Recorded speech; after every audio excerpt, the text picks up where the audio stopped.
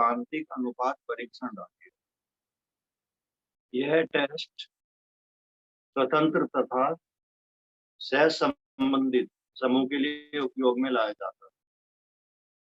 यह टेस्ट स्वतंत्र तथा सहसंबंध समूह के लिए, कोरिलेटिव जो ग्रुप उनके लिए उपयोग में लाया जाता है। इसे अनुपात यानी रेशियो भी कहा जाता है।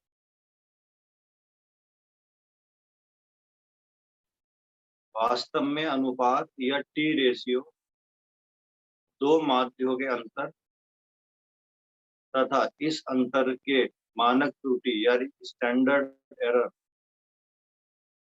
का एक अनुपात होता है।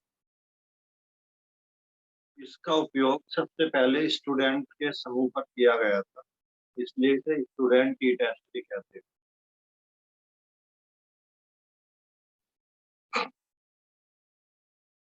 उदाहरण के तौर पर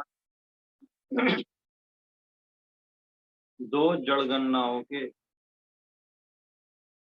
वर्षों के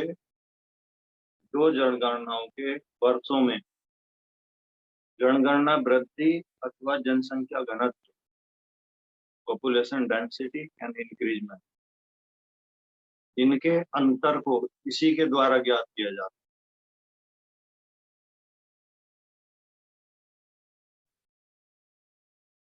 इसे स्मॉल टी से व्यक्त करते हैं सूत्र में।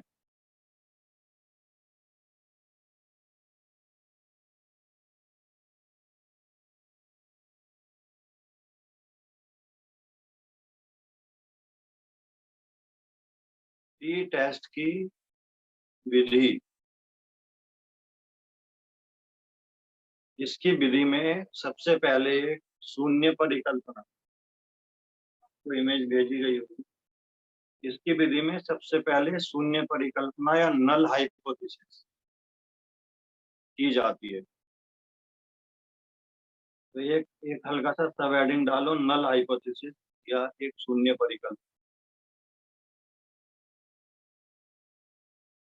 जैसे मैथ में मानते थे ना, मान लिया इसका उत्तर ये और उसको बाद में प्रूव करते हैं हम, ये उत्तर है या नहीं है। सेम चीज नल हाइपोथेसिस, हम पहले मान लेते किसी चीज को, हम मान लेते हैं इसके दिव्या और प्रीति के बीच सार्थक संबंध है या नहीं है, ये हम पहले मान लेंगे, फिर इसको हम प्रूव करेंगे। तो जो एक आपको एक सारणी मिलेगी लास्ट में ना, या क्वेश्चन में लिखा होता है सारणी का मान, उस मान से कैलकुलेट करते हैं आंसर। तो उसके लिए हम पहले मान लेते हैं ये क्रांतिक अनुपात निकालने के लिए। तो नल हाइपोथेसिस क्या होती है? नल हाइपोथेसिस का सहारा लेकर अध्ययन करता प्रतिदर्शों के सांख्यिकी विश्लेषण द्वारा यह परीक्षण करता है कि दोनों प्रतिदर्शों से प्राप्त मध्य मानों में कोई अंतर विद्यमान है या नहीं।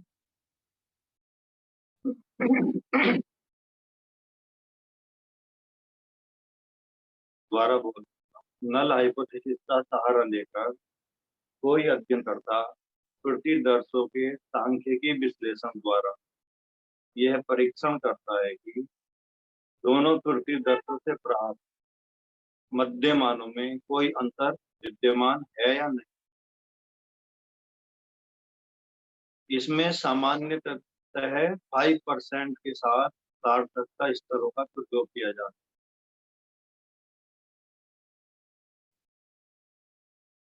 यही कारण है कि 30 से अधिक छोटे या 20 से कम प्रतिदर्शों में यह मान अलग अलग हो जाता है।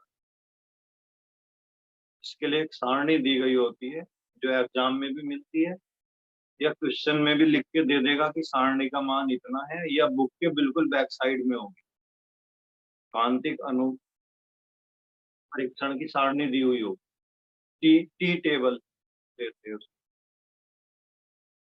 यदि टी का मूल्य सारणी के मूल्य से कम या बराबर है तो शून्य परिकल्पना सत्य होती है।